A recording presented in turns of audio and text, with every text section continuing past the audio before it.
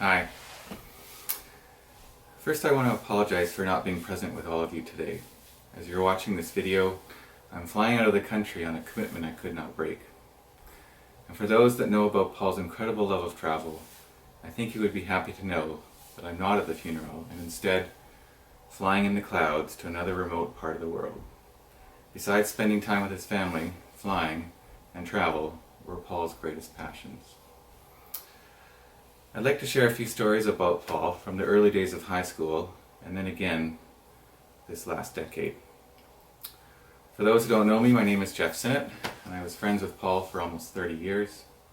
Since the first day we met in high school, and while we were always close, our friendship has grown considerably over the years, to the point where I can honestly say Paul was my closest friend and confidant. And throughout all those years, Paul was exactly the same. A happy-go-lucky, incredibly friendly, and charismatic comedian with a contagious level of positive energy and enthusiasm. And as he was matured, he also became a dedicated and hard-working perfectionist in his career and a soft, emotional, and caring husband and father to his wife and kids. In his high school days, though, I think Paul's decided his mission in life was to make others laugh. Whether playing pranks on his poor mother Louise, telling the greatest jokes we've ever heard, or making fun of himself, Paul was forever trying to make us laugh. I'll tell you one of Paul's favorite stories that he repeated to me for the umpteenth time last year. Paul's father acquired a Windsor plywood store near the edge of North Delta in 1980-something, and after a bit of time, Paul was finally trusted to take the store's daily cash and checks to the bank for depositing. This task was completed each morning for the previous day's earnings, and Paul knew how much his mother Louise would worry that the money was deposited properly. Paul reassured her that all would be fine and that he would drive straight to the bank. Straight to the bank, deposit the money, and then continue on to school. It was a weekday. But Paul also knew his mother would be watching him from the window as soon as he stepped out of the house. Any other son trusted with his enormous task would normally wave at his mother as he got in the car, clutching the deposit bag carefully while giving her a reassuring smile. But not Paul. Instead, he walked out to the car, paused, and placed the deposit bag filled with the money onto the roof of his car as he pretended to fumble for his keys. He then got in the car, purposely leaving the bag on the roof, and slowly drove away. Paul laughed like crazy as he described the scene, him smiling and waving from the car as he pulled away with a bag of money on the roof and pretending not to notice his mother, now frantically waving and shouting at him to stop from the window in the house. Paul burst out laughing as soon as he was out of vision, pulled the car over, grabbed the deposit bag, and then calmly drove to the bank and completed the deposit. There are many hilarious stories about Paul's antics from those high school years. Too many to share, so many that we remember.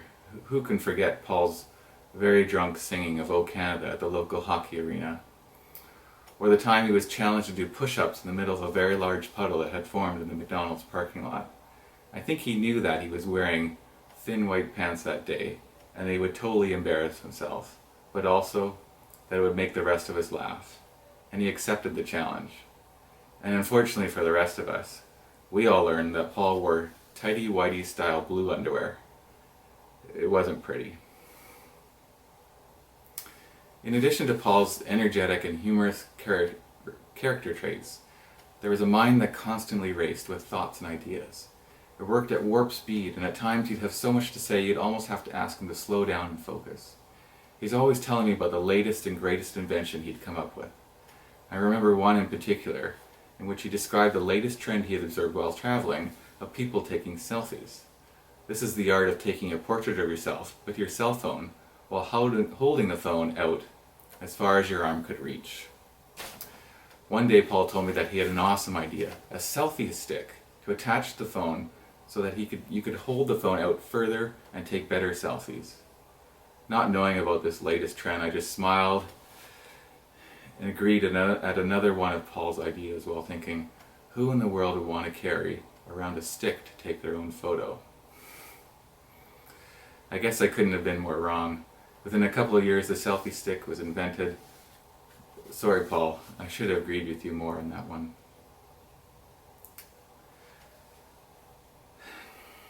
I also wanted to share with you a different side of Paul that only a few of us were lucky to experience, and that was his traveling and adventure spirit. Over the last decade, Paul and I traveled to 9 different countries around the world, and endless numbers of small cities and villages in places few people have visited before. Paul was endlessly curious to see and experience other cultures and languages. Early on, we decided to stay away from modern, civilized areas and instead looked for locations that were more third world and at times somewhat risky. We thrived on the adrenaline of throwing ourselves completely into another culture and language, at remote locations deep inside the country where very few foreigners had ever visited. Our last big trip was to the country of Myanmar, better known as Burma, a country where its people had been decimated by the ironclad ruling of military junta. It had recently opened up its borders to foreigners. Joined by Paul's Uncle Gordon, it was the most amazing place that we'd ever been to. It was a country where time had essentially stopped several decades ago. It was also a country where human rights abuses are some of the worst anywhere in the world, yet the Burmese people are some of the friendliest we've ever met. On that trip, and on many others, Paul's enthusiasm at just being in such incredible places gushed out of him throughout the day. His signature trait while traveling was to sing out hello to any local person he encountered, with a massive smile and a booming voice, and always in their language. All through Burma he'd yell out, "Mingalaba!" which meant hello in Burmese. "Mingalaba!" he'd yell, and although perhaps butchering the pronunciation as I am now, he did it in such an energetic and humorous way that the locals would immediately smile and laugh and try to sing it back to him just like he had. And on top of that, it often resulted in a more curious local individual or two to come over and try to talk to us. Most foreigners traveling in their countries smile quietly or to try to take pictures of the people, a sometimes insulting thing to do. Instead, who was this singing Westerner with a contagious smile, they'd wonder. Through those conversations, we'd often learn about the best places to visit or the best restaurant in the area. When we left Burma, I had some vacation time left and continued my travels. Paul continued on back home. His flight, however, included a 24 layover in Thailand. Paul told me afterwards that he hopped on a bus to go explore a nearby Thai village, and while there he did his trademark singing hello to the locals. A small Thai individual came up to Paul to meet this strange Westerner. Paul asked him what he thought the best restaurant in the area was, and after a pause the man replied, "Why, my house, of course." Paul was invited for dinner that night with the man and his family and spent the rest of the evening trying to communicate in English while enjoying what he described as the best meal of his life. When I think of Paul's love of travel, it's fitting to know that he met his wife Catherine while on a plane. Go figure, right? Falling in love immediately, together they've raised a beautiful family, with 2 awesome boys, Jack and Sammy. While Sammy has been too young to travel until recently, Paul shared his love of adventure with Jack, taking him on several trips. In 2012, Paul brought Jack and his Uncle Gordon to visit my wife and I and my kids in South America for 2 weeks.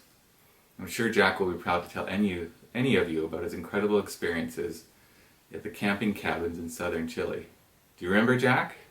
The rolling hills, chasing the sheep, the zip line, the majestic smoking volcano in the background, playing with Liam and Nicole all day long? Jack's smile in that entire time period was incredible. I wish I could go on forever right now, sharing with you many other wonderful stories about Paul. He and I had an incredible friendship that continued to grow over the last 30 years. My wife and kids sobbed when they learned of Paul's death, and not only because they loved him so much as well, or that the kids thought of him as an uncle, but because they say that whenever Paul and I were together, it reminded them of a carefree youth where neither of us had a worry in the world. That was the type of effect Paul could have on you. I lost my best friend, and I can't stop crying over that. But I know that each of us has lost a little bit of our heart with Paul's passing, especially Catherine and the boys, and Richard and Brad.